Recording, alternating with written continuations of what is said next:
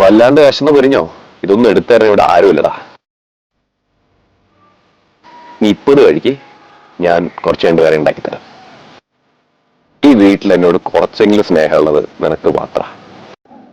മുതലാളിന്റെ ഭാര്യയ്ക്ക് ഭയങ്കര ഇഷ്ടമാണല്ലോ. അവൾക്കൊന്നും എന്നോട് സ്നേഹമില്ലടാ. ഇന്ന് രാവിലെ തന്നെ എന്തോ ടൂർ എന്നൊക്കെ പറഞ്ഞ് പോയിട്ടുണ്ട്.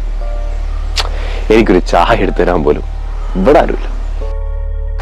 അവൾക്ക് അവളുടെ കൂട്ടുകാര്, കൂടെ ജോലി ചെയ്യുന്നവര് മാത്രം മതി. അവള് യാത്രയൊക്കെ പോയിക്കോട്ടെ, പക്ഷെ ഒരു 6 മണിക്ക് മുന്നേ വീട്ടിൽ വന്നൂടെ? അതല്ല, അവൾക്ക് എന്റെ കൂടെ ഇരുന്നൂടെ? ഞാനല്ലേ അവളുടെ ഭർത്താവ്. അവൾ എന്റെ കൂടെ അല്ലേ ഇരിക്കേണ്ടത്? എന്റെ കൂടെ ഇരിക്കുമ്പല്ലേ അവൾ ഹാപ്പി ആവേണ്ടത്? ഇതൊക്കെ പറഞ്ഞ് ആര് കേൾക്കാൻ, ആർക്ക് മനസ്സിലാവാൻ? ഇന്നലെ എന്തായിരുന്നു അടി? രണ്ടാളും കൂടെ നല്ല വഴക്കായിരുന്നു, ഞാൻ കേട്ടു. അത് അവളുടെ ഒരു ഫ്രണ്ട് ഉണ്ട്. എനിക്കാണെങ്കിൽ അതിനെ കണ്ണിന് കണ്ടുകൂടാ. ഇന്നലെ അതിനെ ഫോൺ വിളിച്ചു. ഞാൻ പറഞ്ഞിട്ടുണ്ട് പലതവണ അതിനെ ഫോൺ വിളിക്കരുത്, ഫോൺ വിളിച്ച് എടുക്കരുത്, എനിക്ക് അതിന് ഇഷ്ടമല്ല. അതിൻ്റെ കൂടെ ഫോട്ടോ പോയി സ്റ്റോറി ഇട്ടിരുന്നു. എന്നിട്ടോ ഇന്നലെ ഫോൺ വിളിച്ചു.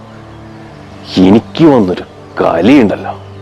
കുറെ പറഞ്ഞു, അവസാനം ഞാൻ കട്ട് ചെയ്തിട്ട് നമ്പർ അങ്ങ് ബ്ലോക്ക് ചെയ്തു. അതിന്റെ പേരിൽ ഒന്നും രണ്ടും പറഞ്ഞ് മുഴുവൻ അടിയായി, വഴക്കായി. എനിക്ക് വായി തോന്നുന്നതെല്ലാം ഞാൻ പറഞ്ഞു. അതിനുശേഷം മിണ്ടിയിട്ടില്ല. ഇന്നലെ അവനെ മിണ്ടാണ് എന്നോട് പോയത്. ഞാനതൊക്കെ പറയുന്നത് സ്നേഹം കൊണ്ടാ. നീ കഴിക്ക്, ഞാൻ വരാം. മുതലാളി, ഈ കെട്ടിയിട്ട സ്നേഹിക്കാതെ എല്ലാവരും പട്ടികളൊന്നുമല്ല കേട്ടോ. ഈ മനുഷ്യന്മാര് എന്ത് ചെയ്താലും ന്യായീകരിക്കാൻ ഉപയോഗിക്കുന്ന ഒന്നാണ് സ്നേഹം കൊണ്ടല്ലേ എന്ന് പറയും.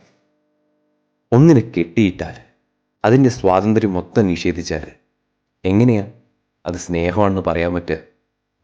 അറിയില്ല. പക്ഷേ എനിക്ക് മുതലാളിയെ ഭയങ്കര ഇഷ്ടമാണ്. എന്നെ കെട്ടിയിട്ടാലും മുതലാളിക്ക് എന്നെ ജീവനാണ്.